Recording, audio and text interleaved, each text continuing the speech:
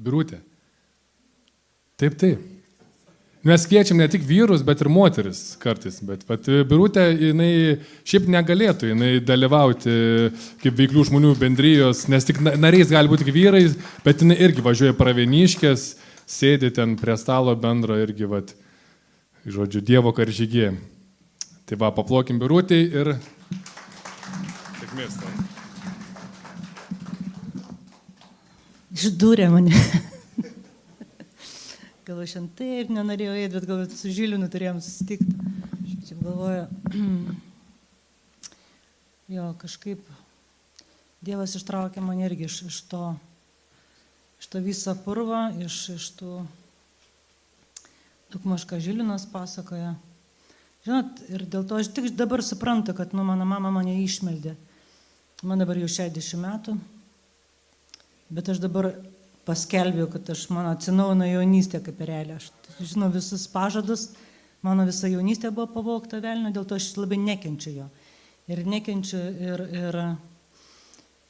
kai daug kartų pati žudžiausi, mane bandė nužudyti ne kartą, buvau po peilis ir po visko draugai buvo visokie, draugės visokios.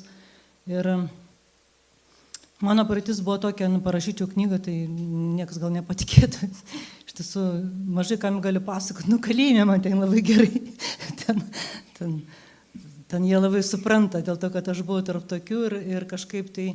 Bet pradžia buvo gal tokia kitokia, aš buvau kaip maža, aš visą laiką žiūrėjau tėvą, kuris gerdavo, smurtaudavo, mačiau tuos visus demonus, kurie veikia jį, galvoju, gyvenime negersiu, gyvenime ir aš nuteisiu. Ir aš jį nuteisiu ir dabar aš tai žinau, kad aš tada tos bėgius, kaip sako, jeigu nuteisiu, iš karto bėgiai jau ir tu jau pats pradedi važiuoti tais bėgiais, žinot.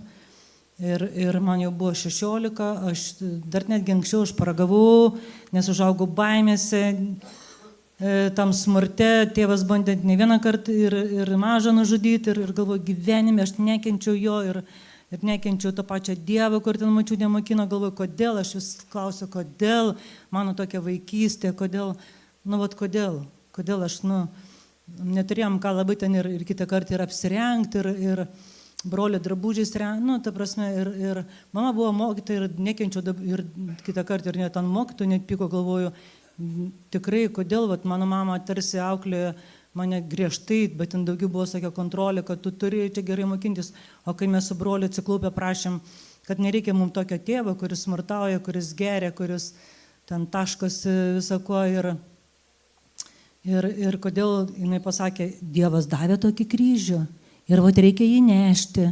Galvoju, Dieve, ir dėl to, kai būdavo jau vėliau ir kažkaip tas pyktis, aš vis laik negalėdavau atleisti. Visų pirma, man netgi nei savo, nei Dievui negalėjau atleisti, nes paskui, kai jau tikėjau, net jau pas seną pastorių, sakau, žinai, pasimelst, sakau, kad aš Dievui atleisčiau.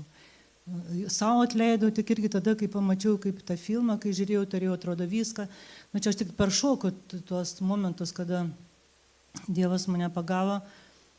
Aš tai gal net nesąmoningai šaukiausi, kai vos mirinėjau nuo alkoholio.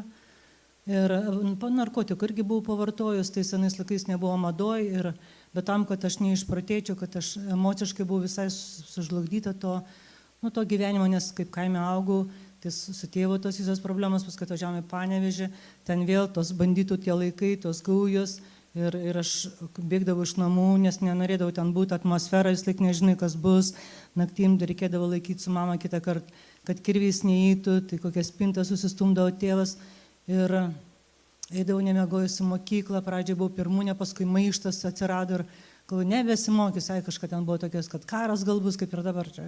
Jau senai tada girdėjome, kad karas gal bus, tai... Bet tik buvo priežastis ir aš nustojau mokytis, iš pirmūnių pasidariau ten paskutinę, ten galim sakyti, ir atsistodom, išeidom, su draugėdom parūkyti vidury pamokų ten. Ir toks maištas, man buvo labai, žinot, toks, kai tu pats... Nematai to gyvenimo normalaus, tu nežinai dėl ko gyventi, aš iš vis neturėjau jokios prasmės, galvoju, koks skirtumas čia, daug išdavysčių patyriau, draugystėse, tarp draugių, tarp draugų ir galvoju, toks buvo nusivylimas, buvau tokia visiškai nusivylusi, ne namų šeimininkė, bet esmė, buvau nusivylusi viskuo. aišku, ir pati savim galvo, aš nieko nemoku, nežinau, kas ta meilė, va, kaip dabar Žilinas sakė, aš taip jos norėjau, galvo, aš taip norėjau, kad mane kas pamatytų, kai man skauda, kaip aš verdavau naktim, aš sakau, Dieve, jeigu tu esi, tu ateik prisilies prie mano gyvenimo, aš nežinau, aš dėl to žodžiausi ne vieną kartą visais būtais ir ligonėse matydavau, kaip ten reanimacijoje viena daktarė ateidavo, sėdėdavo, man užtektų, sakau, tik nieko nekalbėkit, sakau, aš visą nusižudysiu. Ir jinai laikydavo ranką, paimdavo ir tylėdavo paprasčiausiai. Ir man ta beprotystė užeidavo, aš galvoju, kas iš to, aš nenoriu būti tokia, aš nenorėjau gerti, aš norėjau būti dainininkė. Ir norėjau būti, bet ten visus lankiau ansamblis chorus, bet dėl gerimo negalėjau ten prisigerdavau ir visą ką dar choraudavau, sakė, aš tave sakau, tu tokį balsą turi. Dar nebuvau prasirūkius, ten labai, jau paskui ėjo tas etapas tos mano degradacijos, kai, aišku, man tada padėjo daug ir daktarų, aš pati eidavau, važiuodavau, eidavau pas daktarą, sakau, aš negaliu, aš nenoriu tokia būti, ir čia Panevėžy buvo atėjus, bet aš jau buvau patekusi tokią situaciją, buvau žiūrėjus sudaužyta visą mėlyną. Ir aš supratau, kad viskas, mano tarsi pabaiga, buvau patyrus tą baltuosius arklius, Belagarečikę. Ir aš supratau, kad viskas, irgi ten jau man jau bijojau eiti, ten tiek buvau persigėrus, mama vesdavo iki tualeto ir aš supratau, kad aš mirsiu. Aš tada supratau, širdis makalavosi stoja, tie šunys ten laksti ir tokias baimės visos, tas siaubas, įsivaizduokit, 20 man dar netgi gal 2. Tiksliai dabar kažkaip tai įsivaizduokit tiek laiko atgal ir aš tokia visiškai beprotybei, visiškai beprasmybei. Nėra be ateities, žmogus be ateities tai buvo aš. Neturėjau jokios vilties, aš žiūrėjau save, aš buvau visiškai bejėgė, tik vaidinau su draugais, kad aš tokia kieta, galvojau, čia šva. Draugai buvo tikrai visokie ir tėvo namuose nebuvo nei saugumo, nei nieko. Bet va tada aš pirmą kartą meldžiausi nuoširdžiai, sakau, Dieve, pradėjau melstis, tėvė mūsų vienintelė malda, ką aš labai gerai žinojau. Sakau, Dieve, jeigu tu esi, sakau, palik, aš nieko nepadariau gyvenime gero, galbūt palik mane, tu matai mano situaciją. Bet, aš prašau, padėk man. Ir tada broliui, nes nebuvo tų mobiliakų, dar čia seniai laikai paskambino, tokia iš Kanados, tokia moteris, aš jau buvau pradėjus lankyti, anoniminiai pradėjo atsirasti. Tai būtent tais metais pradėjo toks judėjimas, buvo prabudimo laikai. Ir aš buvau tuose pirmosiuose susirinkimuose, ten buvo kažkur mane nusiuntė Vilniui į būtą, ten pradėjo melstis kitom kalbom, aš ten išvariau, tiksliau Vilniui ten mane išnešė, prasidėjo anoniminiai, ten irgi į pirmus susirinkimus pradėjau eiti, bet Dievas mane kažkaip, nes aš tada palikau Panevėžį ir tai man ta būtent iš Kanados ir pasakė, mano buvo kaip globėja, sako, viską palik, viską palieki, sako, ir važiuok į Vilnių, ir aš tokia tašytė, susidėjau, net nežinau, niekur mėgosiu. Tik paskui stotį palikau bagažinį, palikau tašytę, o tėvas išdėk, tu ten tokia, sako, pragersi tos paskutinius ir grįši. Ta prasme, bet mama kažkaip tikėjo, sako, aš melsiuosi, tarsi palaiminimą gavau. Ir tada prasidėjo stebuklai mano gyvenime. Žinot, aš gal pirmą patyriau, kad mačiau tą velnę veikiantį, kuris norėjo mane pačią nužudyti, mačiau tos žmonės, ten, kur tikrai visokiose landinėse buvau, tarp kurčinių bilių. Ten aš nenoriu daug ką pasakoti, bet tai buvo žiauru. Tai buvo tokia tamsa, tokia beprotybė.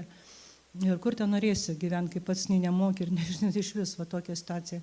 Ir po tos anoniminės aš jau pradėjau blaivėti, aš pradėjau, ten kalbėjo, kad Dievas myli, ten paskui jau vėliau jau tikrai jau išblaivėjau ir paskui jau tie amerikiečiai labai apsupo tą meilę, aš ten tiek verdavau, aš 3 metus beveik verdavau, aš nueidavau ir verdavau, man tiek buvo, skaudėjo viską, man tai viskas skaudėjo, nesakau, kad dabar kitą kartą prisimenu, kaip skauda. Ir aš galvoju, Dieve, mama mano sakė, kaip vieną kartą važiavo į Vilnių, sako, žinai, sako, vaikė, sako, jin pasakė tos žodžius, kur aš prisimenu visą laiką, kaip man būdavo labai sunku. Sako, sapnau tokį sapną, aš gal greičiau duok pinigus ir aš einu, ten manęs laukia, ten bare, einu, nes man tai bloga, ten visą purčiausi. Gėrimą, sako, bet aš mačiau tokį sapną, kad tu tarsi plauki ir pradėjai skęsti. Ir paskui, sako, tarsi matau, kaip tu jau kitoj upės krante, sako, aš tikiu, sako, kad tu perplauksi. Ir man tie žodžiai, galima sakyti, davė tą viltį, kad aš galbūt išplauksiu iš tų situacijų, iš tų visų būsenų. Ir nes emociškai buvau sužlugdyta visiškai. Ir, žinote, emocinė priklausomybė, aš dabar esu priklausomybių konsultantas ir suprantu, kad tai yra labai svarbi, kad žmonės mes emociškai pasidarom priklausomi po kažkokių traumų, po situacijų, aplamai, ir kažkaip. Ir tada prasidėjo man kelias, būtent Vilniuje, ir tenai daug aš išgyvenau laiko, daug visokių ten buvo, ir tie įvykiai, tie, kur sausio, ir ten ėjom budėti, ir ten daug visokių gyvenime situacijų, kur aš kabinausi iš to gyvenimo, aš meldžiausi, aš mačiau Dievą gyvai veikiantį, koks jis yra gyvas, aš prašydavau, jis ateidavo, aš jau maža su juo bendravau, tik paskui kažkaip velnias viską pavagė, iškraipė tą visą, padarė iš to tikėjimo religiją ir tą visą prievartą, tą kontrolę, kurią patyriau iš mamos ir iš to nesupratimo. Ir dabar vis laik sakau, didžiausia raktas į žmonių širdis tai priimimas ir meilė. Man labai reikėjo priimimo ir meilės, o Viešpats mane priėmė tokią, kokia aš esu. Tai man buvo viskas, aš kaip žiūrėjau tą filmą, jau gyvenau su amerikiečiu, buvau blaiva, dirbau narkologijos centre, per visokius televizijos ten kalbėjau per Napyšą, seniais laikais buvo. Ir ten per radiją aš nekėjau, bet žinot, ta tuštuma, aš tikėjau Dievą, bet tokį, kaip aukštesnė ta jėga, žinot, kaip tuose anoniminėse alkoholikuose, bet man pačio jo, širdį, aš jo neturėjau tos. Ir buvo toks vienas momentas baisus, man atrodo viską turiu ir nieko neturiu, ta tuštuma, jin taip šaukė, taip man skaudėjo, ir aš turėjau blaivybę, aš turėjau viską, ir baseinai namuose, ir visą ką, ir žiūri, tas mano amerikietis kažkur buvo išvažiavęs, jis Amerikos lietuvis, ir kaip tik prieš šventės rodė tą filmą Jėzus. Aš šunį kažkokį irgi iš alkoholikų ten nupirkau, ten jie pardavinėjo parduotuvėje ir ta šuo buvo, ir aš jaučiuosi baisiau negu ta šuo, ir atrodo viską turi ir neturi nieko. Ir per tą filmą rodė kaip Jėzus, čia senas labai filmas, kaip jis ten, bet tai visą rodė, kaip jis ant kryžiaus mirė, kaip paėmė visas ligas, visas negalės, visą prakeikimą, kaip jis man atleido. Ir tada tik supratau, aš negaliu niekaip savo atleisti. Tada supratau, kad mangi atleista, jis mirė už mane, už va tokią, kokią aš buvau, už savęs nekenčiau. Ir ta mano žema buvo savivertė, tie visi kompleksai, ten iškraipyta viskas buvo. Ir tada Viešpatie. Ir ten galiai surodė, kad sek paskui mane. Aš sakiau, viską paliksiu, Viešpatie, aš viską palieku. Ir aš seksiu paskui tave, kur tu mane vesi. Aš kalbėsiu apie tą gyvenimą, kurį tu man davėjai, iš tiesų. Aš tada pasišvenčiau jam. Nes aš supratau, kad aš gyvenimo ir neturėjau, nes jis yra tas gyvenimas, kurio man reikėjo, jis mane pripildė, jis mane valė, aš tiek verkiau, nuėjau ryte į darbą, dar subatą irgi sako, kas su tavim, aš tokia apsiverkus, aš nežinau, kaip visą tą naktį verkiau, man atrodo visas gyvenimas aš nežinau, ką jam pasakyti, sakau, su Dievu susitikau, jis mane pasižiūrėjo, galvoju, jau jai visai, bet tada aš žinau, kad viskas pradėjo keistis. Aš skaitydavau tas knygas, ten 24 valandas, per parą, ten tokias buvo surašto vietom. Man viskas buvo taip gyva, kad jis mane aprengs, kad jis mano tėvas. Aš pažinau jį kaip tėvą, aš pažinau kaip brolį, kaip vyrą, kuris niekada sako, aš nepaliksiu ir nepleisiu. Jis buvo mano saugumas, jis man tiek viską davė, jis man dabar davė. Tiek aš turiu brolių, kurių man taip reikėjo, brolis mane labai atstumdė, jis mane žemindavo ir daug ten dalykų buvo. Ir kitos prievartos. Ir galvoju, aš kitą kartą, aš galvoju, Dieve, bet tavęs aš nieko neturėčiau, aš tam turiu viską. Ir jis man tiek atsakęs, aš dabar turiu gyvenimą, tiesiog aš džiaugiuosi to gyvenimu, kai sako laimingiausia, aš esu pati laimingiausia, kad galiu važiuoti į kalėjimus, kad 10 metų galėjus man leido. Aš taip svajau turėti savo reabilitacijos centrą, bet pinigų neturiu, galvok, negaliu, broli neteisė bus. Tai aš sakydavau, jeigu aš apvogčiau banką, aš tai pasitikrindavau, sakau, tu man biškį pridengtum, aš galvoju, irgi tokia buvau subandyta, žinot, ten augus, galvoju, kokį reabilitacinį, kažkaip visai bandžiau prasisukti, dar irgi, kai Važilinas pasakoja, nes tokia, dar buvau krūta, nenormaliai, nei vaikščiot nemokėjau, aš tai mokiausi vaikščiot, prisimenu, kaip jau blaivėjau, sako, tugi tai nevaikščiot, tokia, bajatsa ten. Ir Dievas mokina vaikščiot, mokina kalbėti, mokina mylėti. Bet žinot, meilė tai yra tiesa, man ten toks nuteistasis, man gerai jis pasakė, toks irgi bandytas sako, čia šitą trečiadienį, kai buvau, sako, žinai, teisybės nėra, bet yra tiesa, jis ten irgi šventą raštą skaito. Aš galvoju, rimtai, aš pažinau tą tiesą, kuri mane išlaisvina. Bet kokia yra ta meilė, kokia, jinai nekenčia piktais. Aš dabar tikrai esu už tai, kad turi būti visi ženklai ir stebuklai, kad kai viskas parašyta šventame rašte, aš jau senai tikėjau.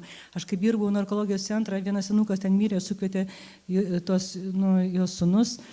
Aš tokia įvariau dar, aš tada rūkiau, dar buvau tik įtikėjus, dar nemetų sakyti, dar su tai vedėjų, su kuriuom parūkyti, sakau, ar aš galiu, sakau, pasimelsti už tą. Taip, pažiūrėjau, kaip į kokią, sako, davai, sako, pažiūrėsim.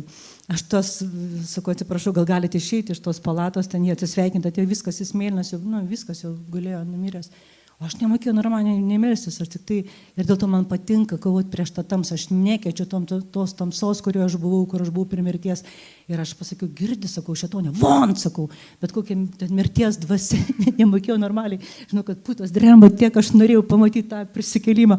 Tai galvoju, ten parašyta buvo, kad ten prikeldavo Jėzus iš numirus ir visą ką.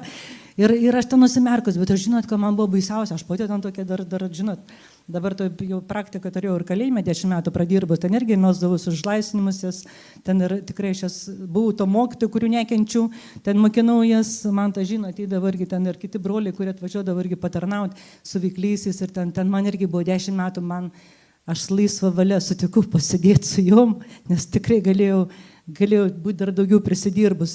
Ir tas senukas, įsivaizduokit, aš dar pradžioje nemačiau, aš ten nusimerkus, tik paskui atsimerkiu, žiūrėjau, toks tamsus debesis tarsi, žinai, kaip dvasia, tu viską matai, tai pasitraukė ir jis man ranką, man ranką, aš kaip įsigandau, sakau, nejaugi prisikėlė. Ir akurat, aš galvoju, paskui ir išvežė, jau buvo iškviesta greitoji, kad patvirtintai mirčiai, bet paskui jį grąžino vėliau po kiek laiko, aš dar ten nešu maistą ten ligojam ir atneš, kurie ten jau dar ir žiūriu, kažką greitoji atveža ir lipa tas senukas.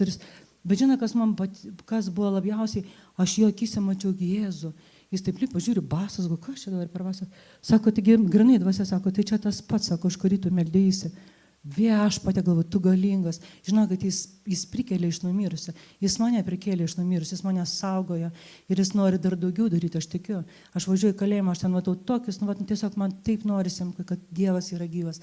Aš 10 metų praleidau pas moteris, aš ten tiek ženklų stebuklų mačiau.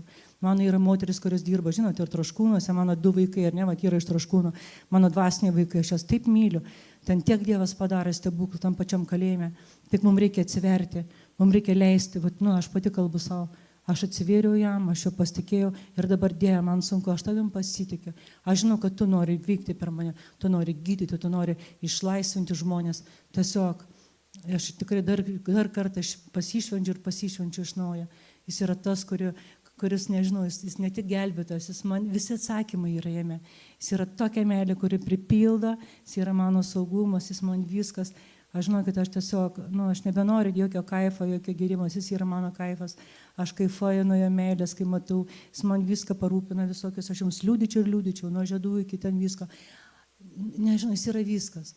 Tiek ženklų ir stebuklų, aš jums ten nežinau, sakau, galėčiau pasakoti, liūdyti ir tikrai dėkoju jam už gražintą gyvenimą, už atstatytas emocijas, nežinot, daktarai, kurie man daug padėjo ir daktarai, jie patys sako, dar kiti net ir sakė, sako, mes abejojam, ar tu galėsi negerti, nes sako, tu labai žiauriai emociškai paveikta nuo tėvo alkoholizmo ir aš pati netikėjau, bet aš padariau sprendimą, sakau, aš nusprendžiu, bet Dieve, tu man padėk. Labai svarbu padaryti sprendimą. Dievas klausia, ko tu nori, ar tu nori nebūti laisva. Tai aš dėkinga Dievui ir priimkit sprendimą, jo pasitikėti visada. Jis yra ta uola, kuri niekada nesudrebės. Aleliuja, dėkoju Viešpačiui Jėzaus vardu. Amen.